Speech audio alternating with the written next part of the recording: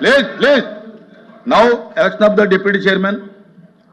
ఆంధ్రప్రదేశ్ రాష్ట్ర శాసన మండలి కార్యక్రమ కార్యనిర్వహణ నియమావళిలో 9వ 10వ నియమమును అనుసరించి ఉపాధ్యక్ష పదవికి ఒకే అభ్యర్థి పేరును 3 నామనిర్దేశ పత్రాలు దాఖలయ్యాయి.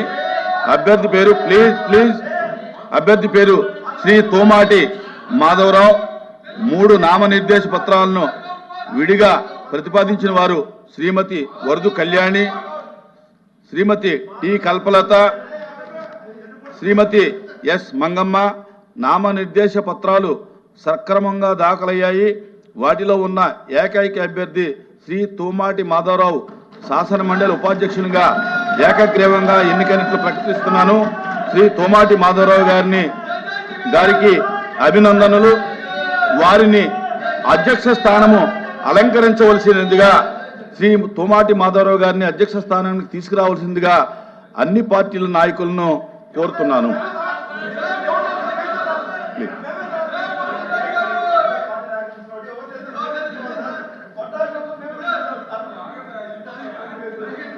ప్లీజ్ దయచేసి అన్ని పార్టీల నాయకులు ఉంటే మంచిది. నేను ఇతర పార్టీ నాయకులు కూడా విజ్ఞప్తి చేస్తా ఉన్నాను. అందరూ కూడా వచ్చి ఈ కార్యక్రమంలో పాల్గొంటే బాగుంటుందని చెప్పి కూడా నేను అందరికీ అప్పీల్ చేస్తా ఉన్నాను. అన్ని పార్టీలకి అప్పీల్ చేస్తా ఉన్నాను.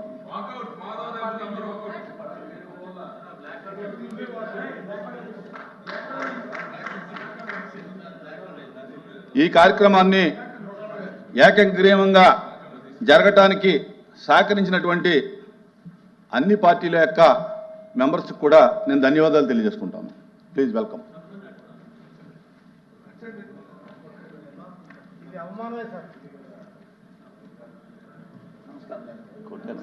నమస్కారం sir.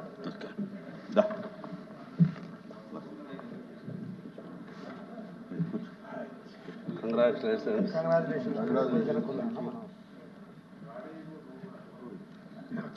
తీసుకెళ్ళకూడదు. Flower but flowers no flowers అన్ని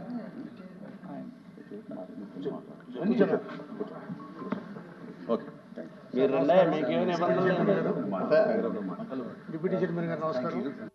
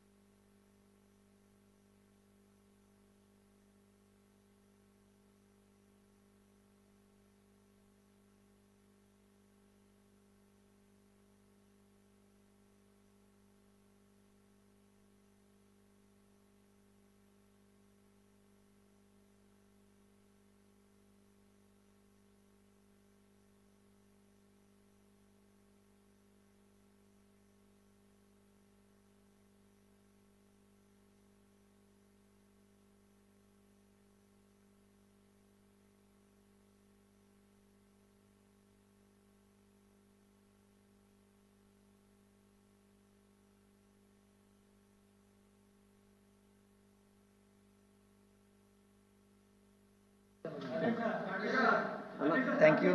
పిటిషన్ కమిటీ మైక్ది బటన్ ఇచ్చారా?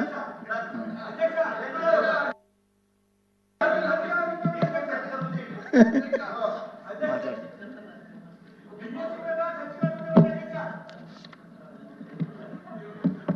మాట్లాడమని చెప్పాలా?